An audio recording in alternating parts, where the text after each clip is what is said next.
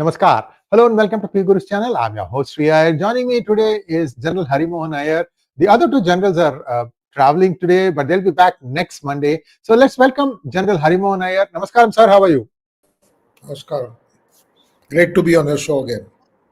Thank you so much, sir. And you bring in some very rare insights that we get to see listening to you, sir. Sir, one thing here is this whole meetings that has now taken a sense of urgency is because the United States has said no more. 27th, if you don't have a deal, you are on your own. And Trump somehow seems this time he's serious. The reason I'm saying he's serious is because a lot of the financial instruments are becoming a little critical in the United States. I've been doing a series on this just to educate our audiences as to what's coming down the pipeline. So it's a US-driven initiative right now that if you don't settle, then you don't have a deal. In fact, I'm hearing Zelensky is going to be coming to DC again to finally sign off on it, and then afterwards things may, start happening in a different way. From what we have seen, 28-point thing was what the US was putting out, which it appears had the blessings of Putin. The EU counters with 24-point thing. And I can right away tell you, sir, 5 or 6 are a non-starter. Putin has said you cannot have Ukraine be part of NATO ever, and so on and so forth. Now, let's take the worst case that Trump actually carries out his threat and he pulls out the support. Essentially, they leave. They don't get satellite information. They don't get the logistical help that they were getting as to where the Russian troops are. And Russian troops are going about it systematically, methodically. They are not going after Ukraine-speaking population. They're just trying to keep the Russian-speaking population pockets together. There's a method to their madness, is what I'm trying to say. So how do you see this thing play out? Okay. Firstly, let me start by saying that Putin will not speak to the EU. Let that be very, very, very clear. He does not consider EU to be a equal that he should deal with. That should be because he's miffed with EU, to be very blunt. Because despite having been in the G8, Russia never got the benefits of being part of Europe. So to that extent, I've been to Russia a couple of times in this period when Russia was doing well. And I realized that the market was, very phobic, if I was to use the word. If you go to St. Petersburg and go around, then you realize what kind of friction the people over there feel about Europe. So to start with, I will say that EU might put 60, 70, 80 points. Putin is not going to give a damn about it. That's one. Now, why has EU given these 28 points? You see, if there is a ceasefire without the EU being part of, then EU loses whatever little relevance it has today. As it is, what is NATO today? I have been questioning this many a times. When Russia used this as a premise to go into Ukraine, saying that NATO expansion further east is not admissible. Poland was the first one which broke off from the erstwhile, what was it called? The Eastern Bloc. Warsaw Pact. Yeah. And Warsaw incidentally happens to be in Poland. So the day Poland broke off, in the 90s, Warsaw Pact was as it is gone. But for Yugoslavia, the Russian influence in the rest of the states which were part of the Warsaw Pact was much more of cohesion, the Soviet cohesion, if I was to use the term. The second thing happened was when Germany united. East Germany, or the German Democratic Republic, was possibly the strongest front of the Eastern Bloc after Poland. So when these two went off, the Russian influence in the rest of those states, less Yugoslavia, and subsequently Yugoslavia has also broken into multiple parts, 5 if I'm not wrong. And only the Serbian component, because they share a race with Russians, stay with Russians. The rest, everybody has, leaned on to the West or Western Europe, if I was to use the word. Then our first lady is from erstwhile Yugoslavia, Slovenia. Slovenia. So Slovenia is part of the Western. It's part of the Western bloc. Other than Serbia, everybody. Montenegro was initially part of that, and I believe it's also now decided to go other ways. Serbia no longer controls or carries that kind of weightage what it used to have first, right? So, by and large, what the West did when Soviet Union broke up, it ensured that whatever influence Soviet Union or Russia had through Soviet Union, it stopped at the boundaries at which the Soviet Union was, which means Belarus was the extreme end up to which the Soviet influence was there. So the Czech Republic went, the Slovakians went, Hungary went, slowly, whatever elements where the West felt threatened by, or when I say West, means Europe. And when you look at the Europe today, all these nations have become part of the EU. All right. But all of them are still dependent on Russia in some way or the other, whether it's for energy, it's for trade, because their umbilical cord still continues to be over there. And Belarus, in my mind, is the way in between. To some extent, it was Georgia also for some time, but Georgia of late has become irrelevant. And Belarus continues to be the via media between the Russians and those parts of Europe which are dependent on Russia. Now come on to Ukraine. Now Ukraine has always been, even under the Soviet republics, possibly the best amongst all republics which were part of the erstwhile USSR in terms of development and money. Even Belarus didn't have that kind of. You see, after Moscow, the next big town or city one heard of in erstwhile USSR was Kiev. Kiev, right. Crimea was supposed to be very, very strong because the Black Sea Fleet used to be there. The Russian Black Sea Fleet used to operate from there. In fact, most of those old spy movies, if you look at it, they all, James Bond movies, they all target that part of Russia, the soft belly of Russia. So, by and large, Ukraine was, over a period of time, slowly trying to merge with the erstwhile Eastern Europe.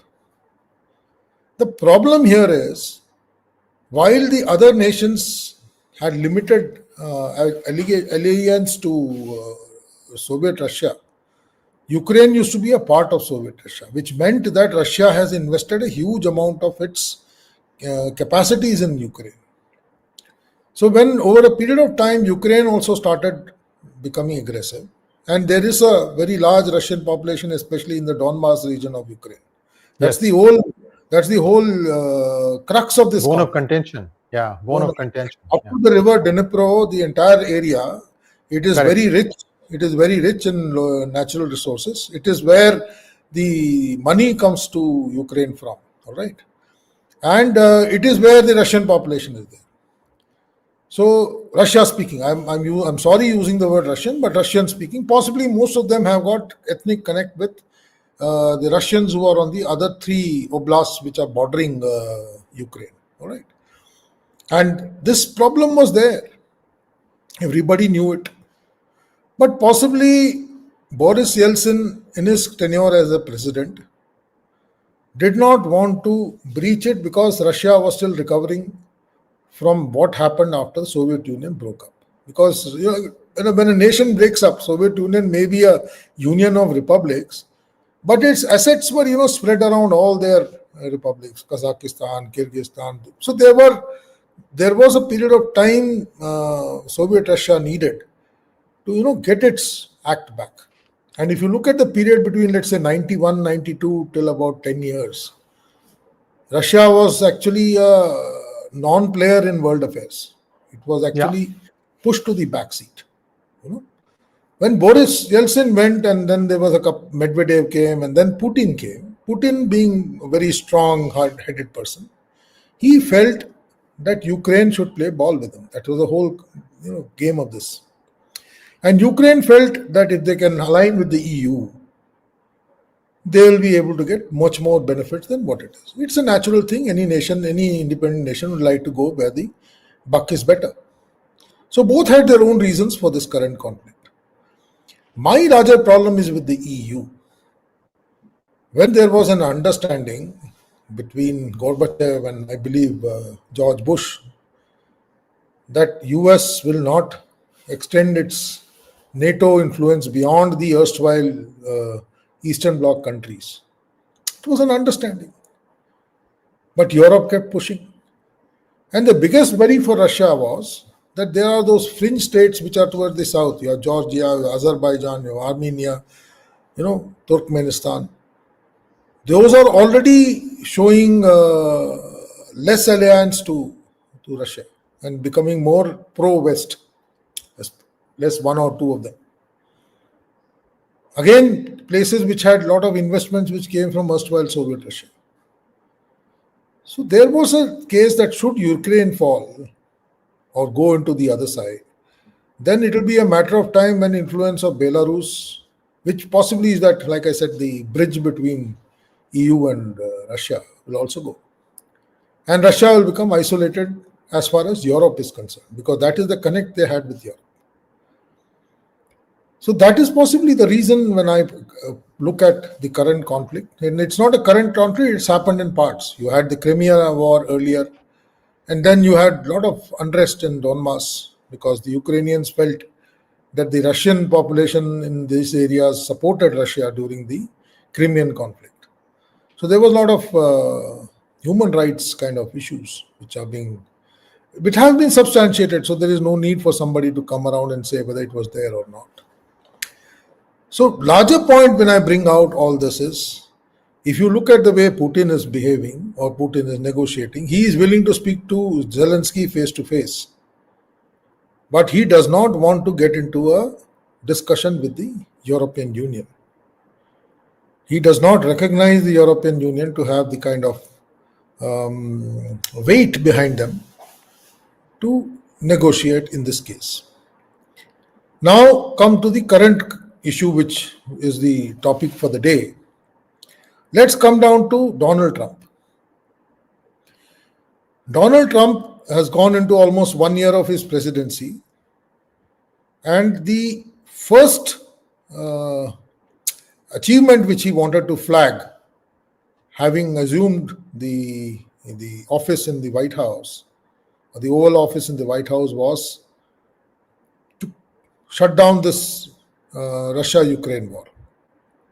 Whether you like it or not, many people won't agree, but when a nation goes to war like this, which is over 4 years, the supporting countries may be able to support for a year, at best 2. But to be continuously sending aid and equipment and support, so it's going to be very draining, and at some stage it is going to go into the negatives. So if you look at the way USA was operating in Afghanistan, and if you recollect the last time when Donald Trump was president, he wanted to pull out of Afghanistan. That was one of his major policy thing. He wanted the army out of, because it was costing him money. After some time, whatever money was coming due to their army being present in that nation goes away. Thereafter, it drains your own budget.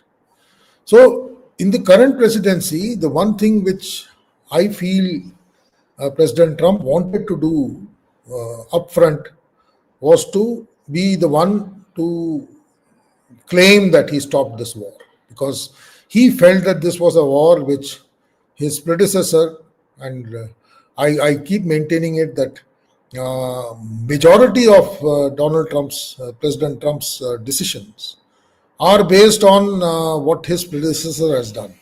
So he's countering most of the things which the previous presidency, and he felt that it was not just President Biden, but it was President Obama who was running the show from behind the scenes. So this is very open everywhere in the stuff, and he's going hammer and tongs against it, trying to turn down as many decisions which were taken in those years. He feels that he was unfairly removed from office, or no, he was impeached also twice, and thereafter he feels that he should have won the 2020 elections. So it's fair enough. It is possibly something which he went in with. So he, in my mind, was very clear that he had to have something to show, and that something big was possibly the stopping of the Russia-Ukraine war. And let me be very honest with it. If there is one area where President Trump has put his heart and soul in the last 10 months, it has been in this area. He may claim he stopped 8 wars or 9 wars. The rest of them are all, garnish on the dish. The main dish is the Russia-Ukraine war. To some extent, the next one was the Gaza conflict, and let's be very clear, it is not yet over. The Gaza peace plan is still standing on a knife edge, and President Trump also knows that it is going to backfire someday, because it is a very difficult area to try and bring in peace. All right. So this was an achievement he really wanted, and that is one reason why I feel he tried everything. And I can share that there's a friend of mine, and we were on a discussion as to why American sanctions will not work on Russia. And I said sanctions will work only up to some limit. After that, those sanctions will be, taken care of. And I think over 3-4 years, the kind of sanctions which was put, the amount of assets which are frozen, the Russians managed to find a way around it. Any more sanctions would be only counterproductive. And that President Trump also realized. And that is why he suddenly found that maybe, pulling India out and trying to get India to get out of that oil deal with Russia possibly will reduce, because he could not influence China to pull out. He was actually thinking that at least some amount of money which is going to Russia can be stopped, so that Russia can be forced to come onto the negotiating table. The third thing is President Zelensky. Now, he may be coming to Washington again, but this is one man, I don't know how to term him. He's a man who's possibly the reason why we are in this mess today. This war could have been stopped 5 years ago. But then he was also an adamant man who took his country there, and he's taken his country to where it is today. And it is not good news for Ukraine, because Ukraine has lost a huge amount of area which possibly contains majority of its income bringing areas, all amount of natural resources which are there. It has lost almost 80% of access to the sea, other than Odisha. Rest of the Black Sea doesn't have any access. And personally, I feel if Russia wants, at any suitable time, Russia can even push and close Odisha also. I guess it was one of the tenets of the Russian special military ops, maybe 2022. In fact, we were doing an analysis, I was in service that time, as to why did Russia stop where it did, when it could have gone from the land westwards and taken it out from the sea southwards. But then it was entering into a very difficult area, because it was almost banging into the Eastern Europe, and possibly would have brought some more amount of agony. That could be a reason. But let's be very careful here. Today, Ukraine doesn't have much of an access to any sea. It's entirely become almost landlocked. And despite having Odisha, I don't think it can ever be comfortable with its sea lines of communication, because the area is totally dominated by Russia. So this is the current situation.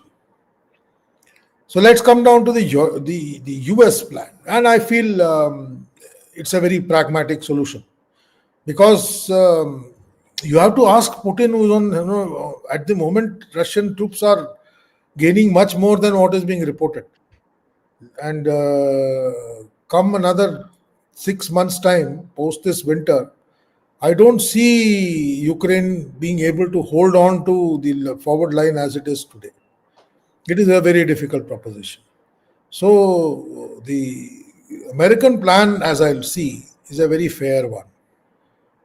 I'm sure when Putin and President Trump met in Alaska, there would have been some discussion on these lines.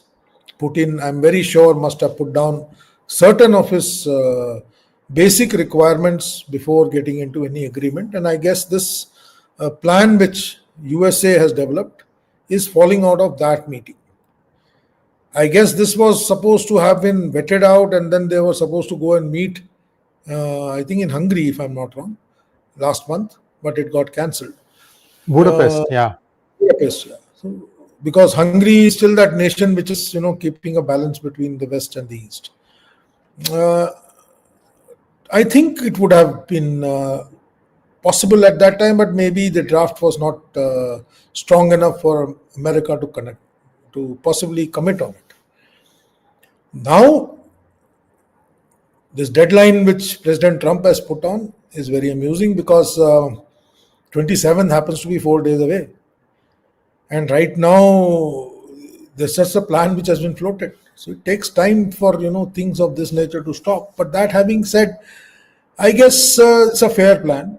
It's a fair deal for both the nations, because a country which is on the dumps today, and that is Ukraine, cannot be calling the shots. It's a vanquished nation today. So you can't ask them to come on the table at a even keel. I don't think the Russians will ever agree to it, because right now, as I see it, the Russians are having an upper hand. If you see the way the last 3 months of Russian offensives have moved, they are going very slow. They are taking their own time because they don't want to possibly. Yeah. They are going very slow. They don't want to risk any more losses. They are doing a very slow and deliberate thing because they know the end is known. This winter is going to be a very tough winter for the Ukrainians. So today the Russians are in a very strong position, and they will definitely try and negotiate it from a point of strength. The US also knows that if they miss the bus this time, the next time when they come up for a similar scenario, the Russians will be stronger. And possibly the American proposal will not have this much of strength also, what it is showing today. So there are certain areas in these 24 points where the Russians have to yield, especially on issues that they will allow Ukraine to stay as an independent nation. They will not interfere in Ukraine's internal affairs. Ukraine continues to hold an army of 600,000 people. There is no embargo on the West or US to arm and protect Ukraine. So there are so many things which a nation which is on the upswing may or may not accept as part of this proposal. But if this proposal has been vetted and accepted in principle by Putin, it's a very fair one. Now, I was very enthusiastic when I saw this proposal, and I thought possibly this is the way a negotiation goes, not the way India-Pakistan negotiation is being claimed by the White House. This is the way possibly a conflict can be brought to termination, where you have a fair call from both sides. When you look at the European proposal, it appears to be a proposal of somebody who is possibly, I won't even call it equal, I'll say somebody who is on the upper hand. For Russia to agree to the European proposal when they are having the upper hand doesn't sound to logic. So the things like they will decide on Ukraine's induction into NATO. The whole war has started by this issue of Ukraine not going to NATO. So until and unless that commitment is put on the table, no one is going to negotiate. So if you keep that proposal, that major, point of contention open, then this negotiation is not happening. Then to say that entire Russian assets will be, kept. The American proposal says $1 billion, $100 billion, which will be, kept for development of Ukraine, and I believe that also he said will be given back in pieces back to the Russians. So you can't expect a nation which is on the upper hand to negotiate something from weaker side. Why has the European Union done this? In my mind, I feel they feel left out. In fact, last time when President Trump suddenly decided to have a summit meeting with President Putin in Alaska, I don't believe he interacted with the EU leadership. It was only post that meeting that he called the entire EU heads of state to White House to discuss what he discussed with President Putin. So these are areas where I find the EU feels that it has got left on the wayside. In these 4 years, let's be very clear, France, to some extent Germany, UK, and definitely the fringe states of Poland and Czechoslovakia, Czech and Slovakian republics, they have invested heavily inside Ukraine. And I'm sure their business interests will all get damaged if the deal goes in the way the US deal is coming out. They'll all get marginalized. So they feel a little pained that they have supported a nation for the period of 4 years and they are not getting a look in or a say in the way this negotiation comes about. The next issue is what is NATO and what is the future of NATO? Is NATO such a big issue where today the President of US says, I am putting more money than the people who are being protected. So tomorrow if NATO collapses, then what? How does the EU stay together? Because even within the EU, there are a lot of fissures. Not many people accept the word of Brussels. And every nation has its own policy to go for. And the biggest culprit there is UK. Having pulled out of the Brexit. Brexit. Going through Brexit, they have cut themselves financially from the EU. And they were a big chunk because that is where the EU link to the US was there. So through Brexit, if you look, the business interests of US has gone down. France, Spain and Germany have their own agendas and interests. So what happens to the smaller nations which are there in the EU? How do they continue subscribing to the EU without having kind of say? To that extent, I feel EU feels a little neglected, and that is why this new proposal has come. So how is it going to go forward? If the Europeans think that they are 28 and the US 24 will be weighed against and they'll come with a via media of 26, I don't see it happening. Because President Putin possibly is only going to negotiate on what President Trump has put out. And there also, I don't think all 24 will be agreed to. There will be some hold up, some points in that proposal because it does not entirely suit Russia as it stands. So there would be some revisit on certain areas. Some things may be put on a back burner for a period of time. There could be a time holiday for certain things to come into force. And I think it all will become clear if there is a summit meeting between the two presidents very soon. So I am very interested to see what President Zelensky gets when he comes to the White House. You remember the first time when he came, he got a nice rollicking from 3 directions. The president, the vice president, and the secretary of state all were at him. The next time when he came, he got a royal reception.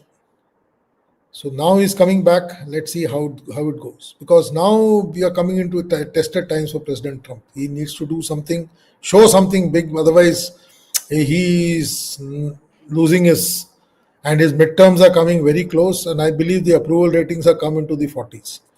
If I'm not wrong, it is around 39 or 40 as of now. So which is a huge drop from what it was a year ago. So he would like to reselect himself because if he loses big time in these midterms, he will lose control of the Senate and the Congress.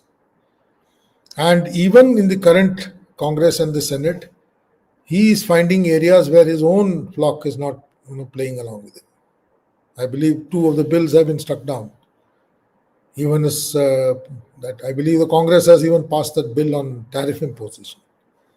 So he is in a little bit of a bother right now. He cannot afford to lose, especially a couple of very important governor elections coming up next year. And then, of course, midterms for Senate and Congress. And he needs this Ukraine deal very badly. And it is not just he, the Republicans need it very badly.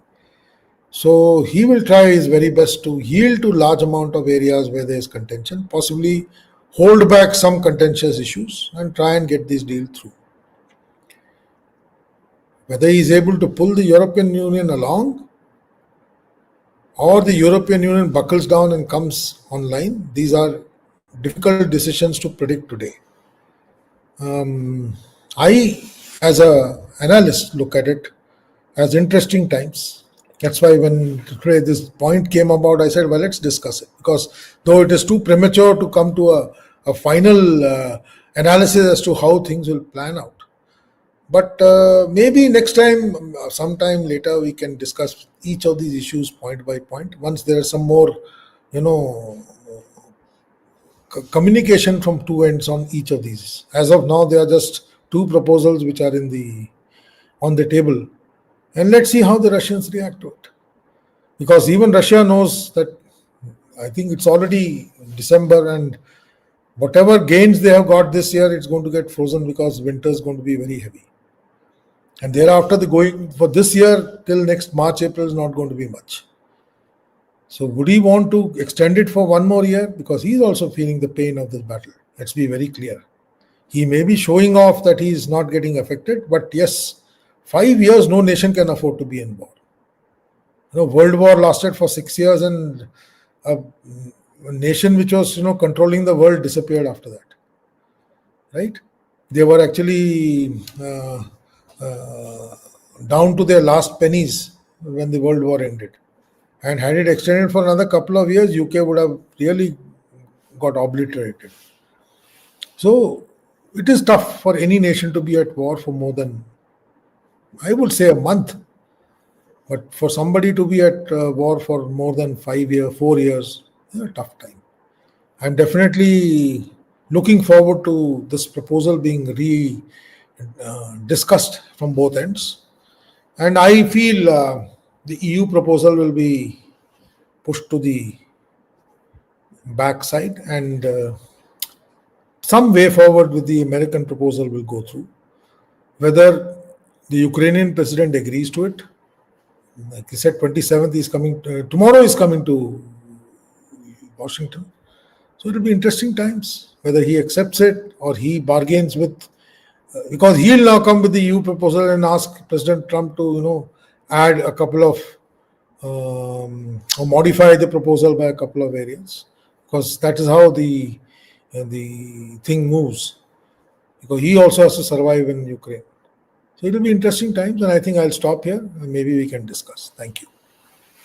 Thank you so much, General Harimohan Iyer. And viewers, I have been doing a series of monologues explaining some of the undercurrents about Europe, United States, especially from a financial point of view.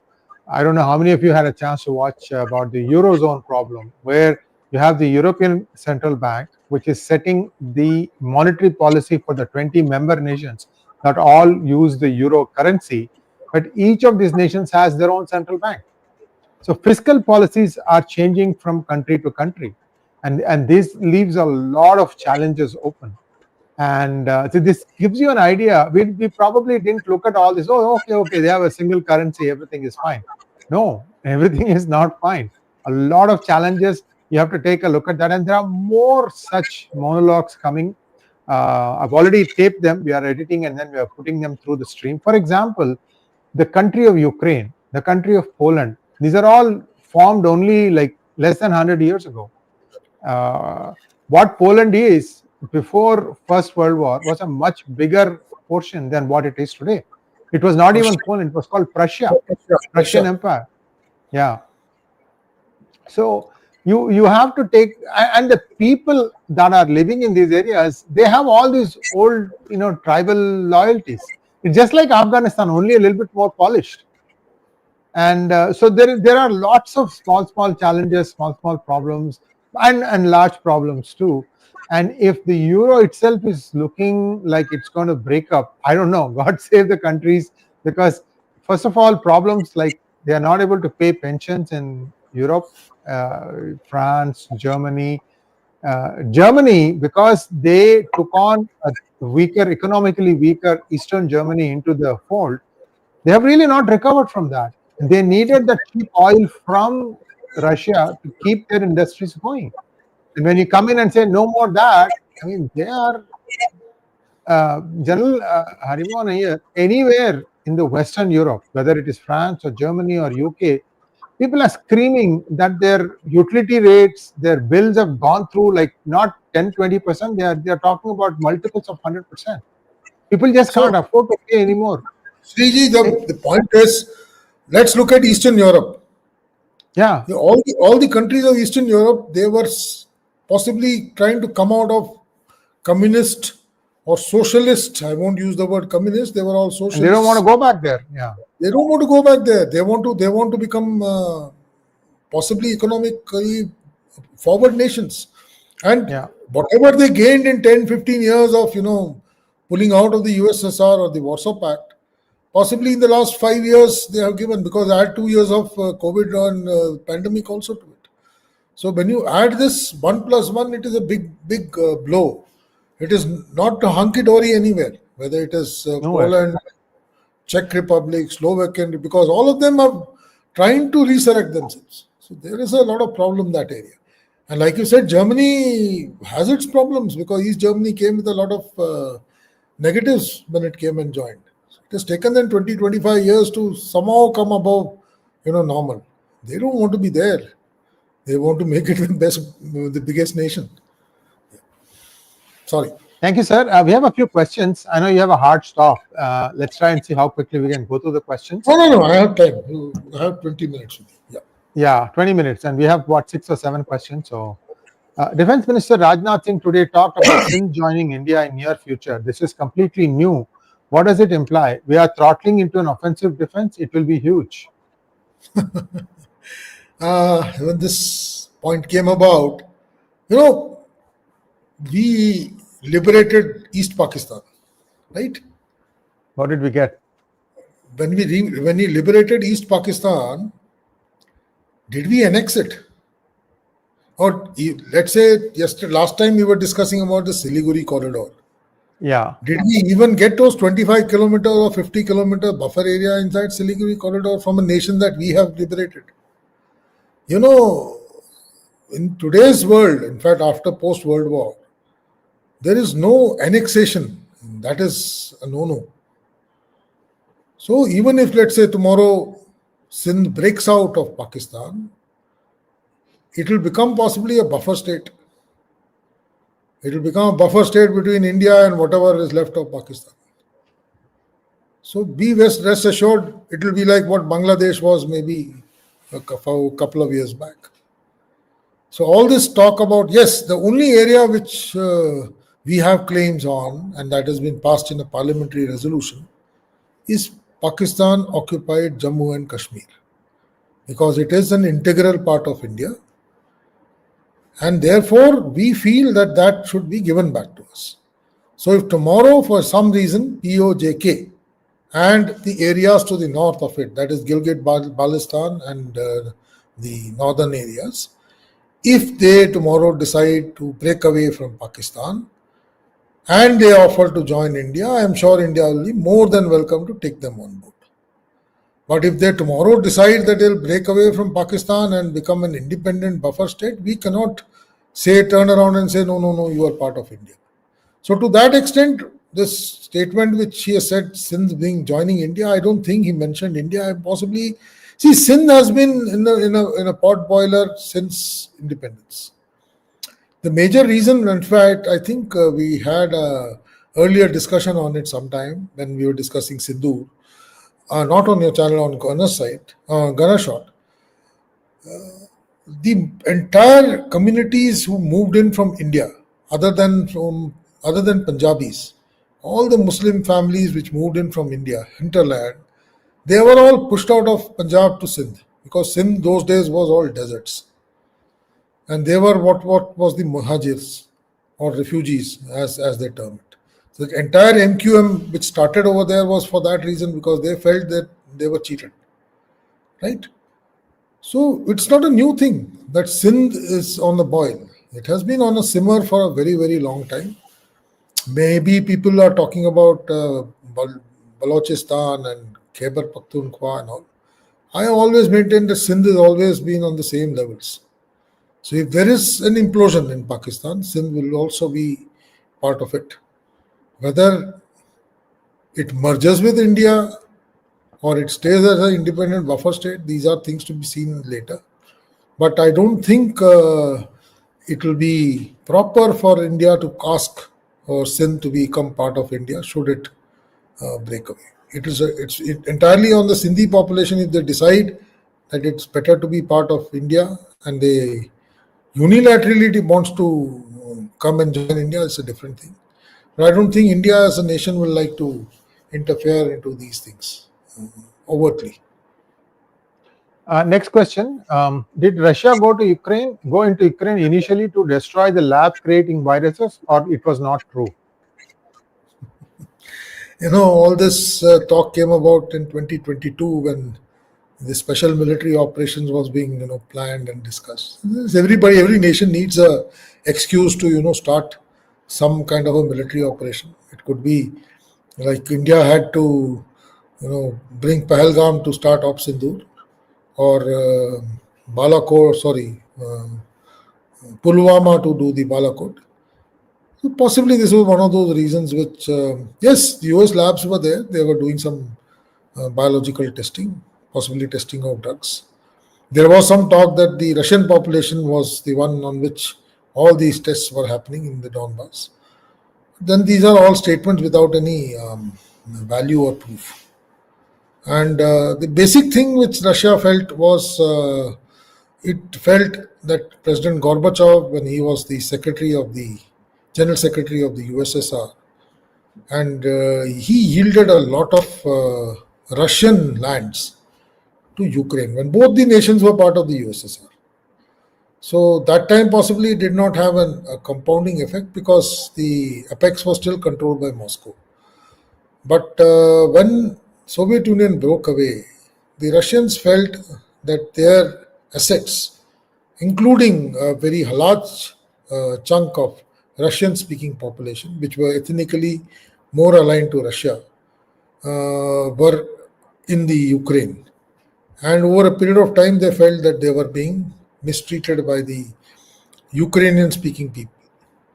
So that possibly is the main reason for which these operations are happening. Not to forget the entire Donbass and especially the areas to the south, Crimean belt. It is very rich in natural resources and it has gotten access to Black Sea. All this can be compounded as possibly the reason why Russia went in. Karthik wants to know, how did Putin agree to USA using Russian money to rehabilitate Ukraine? He's not agreed, number one. I don't know. That's why I said once these 24 proposals are put across, how many, when you come to the negotiating table, there will be some things which will be accepted, some things which will be put for later, and something which will not be accepted. That's how negotiations go. Secondly, even if let's for 1 minute assume that he accepted it, this entire assets have been frozen because the money is lying in the West and it is all in dollars. So it is at the moment not available to him. Very much possible that he negotiated and felt, let me at least get my bigger chunk, let it be $100 billion gone, the rest of the money will come back. Because all these oligarchs' money has all been frozen away by the West, because it was all lying in Swiss banks and all these areas, Caymans, etc., etc. So they all, at the moment, not available to him. So jo milta hai, he is trying to take. You should look at it in that line. But once again, I say he's not agreed to the US plan as yet. He's just given his consent that this is possibly on the right lines and we can start negotiations. The negotiation, once it starts, then you'll realize what he agrees to and how much he agrees to. Possibly he may not agree to the figure as it's been put out in the plan. There may be a wire media in between. Next one, please. General Harimohan Iyer, who was behind the sending Boris Johnson to disrupt the peace treaty that was going to take place between Russia and Ukraine? Was it the secret city of UK or Washington? Boris Johnson didn't go to stop the war. If you look at it, Boris Johnson was sent to give Ukraine a little bit of backup to say that yes, the West will hold ground with them. Boris Johnson doesn't have too much of clout inside Russia to be able to negotiate something, especially with a man like Putin. So he spent most of his time in Ukraine trying to get the Russian-speaking public on areas which were likely to get affected to stay behind Ukraine. Possibly that. And possibly he went down to tell President Zelensky that you don't worry, the money and equipment and all support is going to come from the West. It was more like a ambassador from the West who went down to give support to Ukraine to continue fighting. Let me be very clear, since the time Crimea went down in 2014, the next 6 years, the West literally has armed and trained Ukraine. So they have literally pushed Ukraine into this war. And now they feel that they have got themselves, their hands dirty. And that's why if you look at President Trump, he keeps blaming President Obama and President Biden for the current crisis. Because possibly he did not see it in his first term, or he possibly didn't understand the implications in his first term. He was more focused about Afghanistan in his first term. So I don't think he went for doing any peace treaty, is my personal opinion. Shiva wants to know, post-Soviet Union breakup, a small territory in Moldova, a Russian territory called Communist Transnistria formed. Does it have any significance today in the Ukraine war? Yes, it does. It is the Russian connect to its erstwhile areas of influence. Yeah. And as Ukraine in between. So now if you look at the southern part of Ukraine, and should Russia push towards, let's say, West, there was some literature on this that Russia intends to, link up using Odisha and get on to Moldova and support, because it cannot support it from any other side. And that is what Poland is more worried about, because if Russia reaches there with its whole national might, then both Poland will become difficult to survive, because Hungary will capitulate. Hungary is midway today. And Russia is not a socialist country today, it's a capitalist country. So Hungary will have no reasons to not align with Russia, because most of its requirements still come from there, including food. So it will come cheaper. So I don't think Hungary will object to it. And if Hungary also falls in line with Belarus on the other side, it will be very difficult for Poland to survive. And like I said before, Poland was the start of the domino. It was when Perestroika started in Poland in the 80s. That is when the Soviet Republic started collapsing. And it would have been Poland first. Lech Walesa. Lech Walesa's, he in fact stood up to Gorbachev, if you recollect. And Poland would have been the first country had Germany not broken the wall and united. So there were some dynamics at that time. Akash Sadani wants to know, while we talk about the conflicts going on around the world, apparently America and its fangs in already waging a global cyber war through its AI initiative offensive. Your views? America is the most powerful nation in the world. Nobody can deny that. And like I think General Shankar mentioned last time, as it stands, it is heads and shoulders above China. China is very far away from catching up to America. Let's put that, China will take at least 10, 15 years to come anywhere close to where USA is. And since the time Russia has lost its influence, the US continues to be the sole superpower. It finds pressure only when Russia and China come together. When they both come together, possibly, then I can still say if they come together, still they are not as powerful as USA. USA without any support will still continue to be the most powerful country. So let's accept that. Today, as long as the dollar remains to be the currency of the world, US will continue to dominate all aspects of business, whether cyber or otherwise. So today all of us use either Microsoft, Windows or iOS. All of them are what? Controlled by the US. So AI is another new entry to it. About 15, 20 years ago, 25 years ago, when Google started becoming a little more open and internet started flowing out, there was a talk which people said that all these servers are in US. All our data are being controlled by US. It's a fact. Right. The gold reserves are in US. The world currency is in US. The United Nations is in US. So that is what it is today. So why should you be worried about it? You should grow within your own space and I guess have your own standings in world affairs. And let's not compete with somebody that is more powerful and better off than you. I'll leave it at that. Thank you so much, sir. Wonderful session as always, and we look forward to seeing you next Monday. Viewers, please like, share, and subscribe to our channel. Don't forget to click on the bell button for notifications. Namaskaram, sir. We'll see you again soon. Thank you. Thank you very much.